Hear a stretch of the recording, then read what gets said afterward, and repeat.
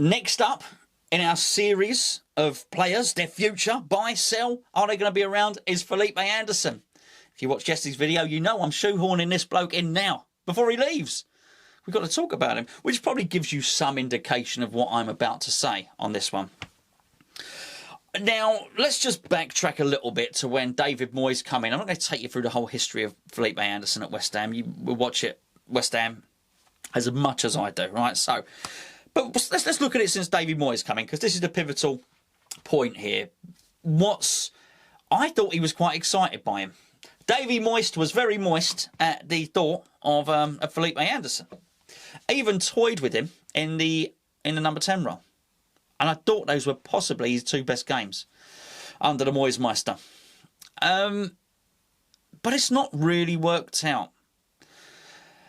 He had a little injury. Then when he came back after the injury, Moyes decided to put him in a team. I think it was just after lockdown. I think I might be wrong, but I think he was in the Wolves team.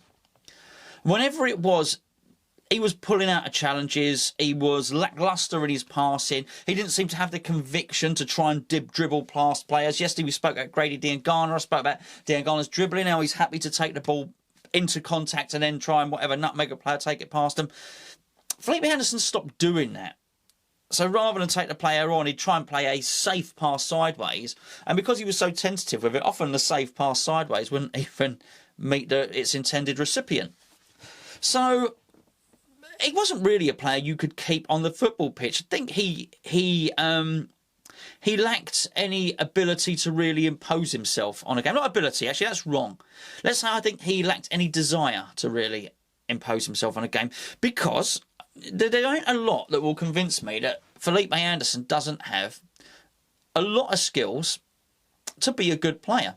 Do I think he's generally faster than the guy he's up against? Yes. Do I think he has the technical ability to put in a good cross? Yes. Do I think he can shoot? Yes. Pass? Yes. All of those things. Do I think he's good at nutmegs? Yes.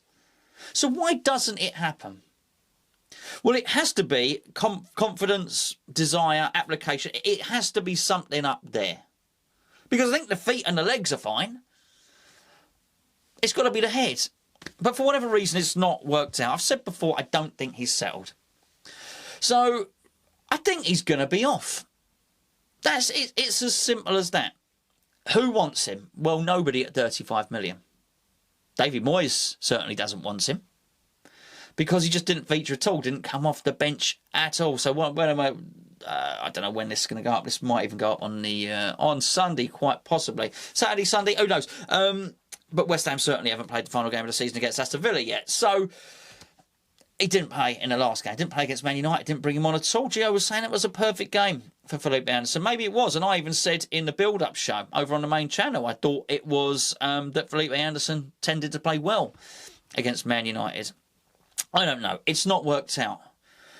And I would say that's a shame, but it's more than a shame. It's pretty damn crap when your record transfer doesn't work out. It has to be said. For that sort of money, maybe we waited a long time for West Ham to spend in excess of 30 million. And it was pretty crap. I think just before that, I mean, Ayew was 20... I think Ayew was 20 million. I think Ayew might have been our record signing at that point as well. And he was pretty crap and disappointing as well. We'll speak about Sebastian Haller in the Sebastian Haller video, because as I say, we are actually looking at every player in the squad individually in this series of videos. But it is quite gutting. We are not Manchester United, who can fork out whatever it was, 40, 50 million on Sebastian Veron, and it don't work out. That's all right. Don't worry about it. We're going to buy another midfielder. This is not what West Ham can do. We spend 30 million on someone, it don't work out.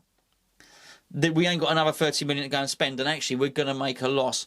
And because of the downturn in football finances, because of the lockdown, the coronavirus, whatever you want to call it, that added to the fact that actually he's not performed well at all, it's going to really limit our options.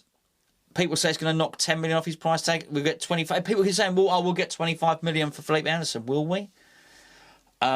I'm pretty sure it will be undisclosed. And the reason it'll be undisclosed is because the figure may well be quite embarrassing, actually. And I wouldn't blame the club for not wanting to put that figure out there. Moyes going to be desperate for funds.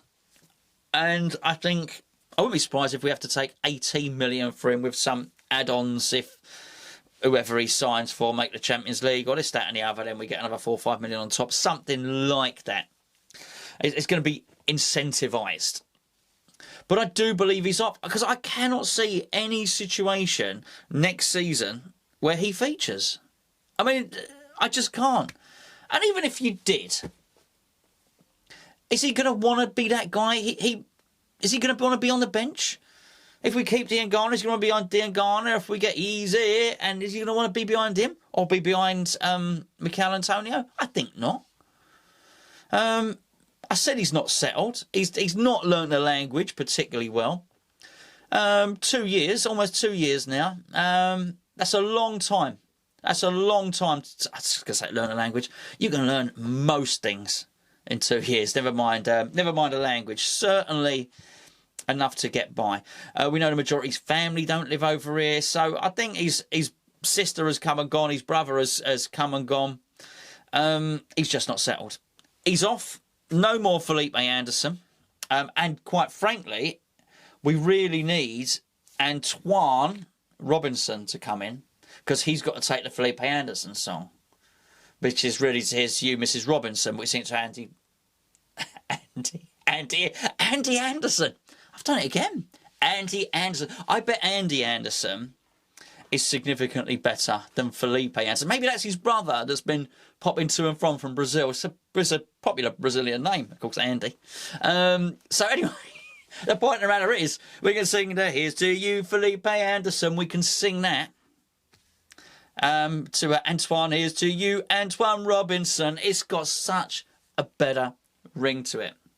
Even if he's a crap left back, let's get him in because the song is better.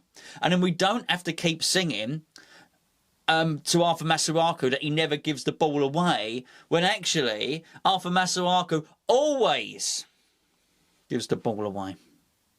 There we go. Right, anyway, that's it. Felipe Anderson done. Let me know what you think in the comments below. Again, I don't think I've said anything controversial. I'm pretty sure... No, I'm pretty sure most of you will be with me and think he's going.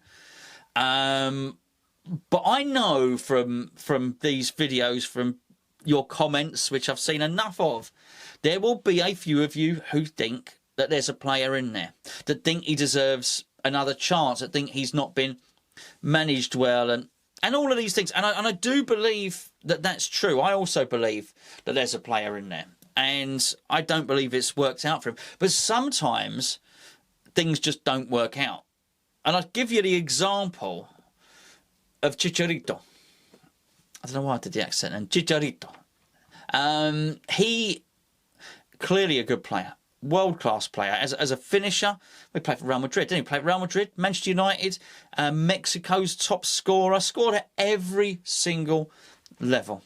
And it didn't matter which manager, be it a Dave Meister, Dave Alicious, be it Pellegrini or Slaven Bilic, none of them could quite find it within themselves to trust him, to give him his... We often speak about Mark Noble. Almost doesn't matter who Mark Noble is played under, doesn't matter who the manager is, Mark Noble just seems to end up playing. He gets games. And it was sort of almost a flip. It was the reverse. It was the opposite for Chicharito, wasn't it? It almost didn't seem to matter who the manager was. Chicharito just wasn't getting a chance. But he got a chance, but he just wasn't played. Did he ever play 7 games in a row as a striker or with a partner, or the type of things that you feel you would need to do to get the best out of Chicharito? No, it never happened. So was he afforded every opportunity? No, he wasn't. But even if he'd have stayed another 2 years, it still wouldn't worked out. That pattern would have continued. So looking at Felipe Anderson, is there mitigation to it not working out? Yes. Not as much as Hernandez, but because I do think he's, as I mentioned at the start of the video, I do think he's had a lot to play in it. I do think there's an application, there's a confidence. But has the team been set up for Felipe Anderson? Probably not. Probably not. He probably needs to.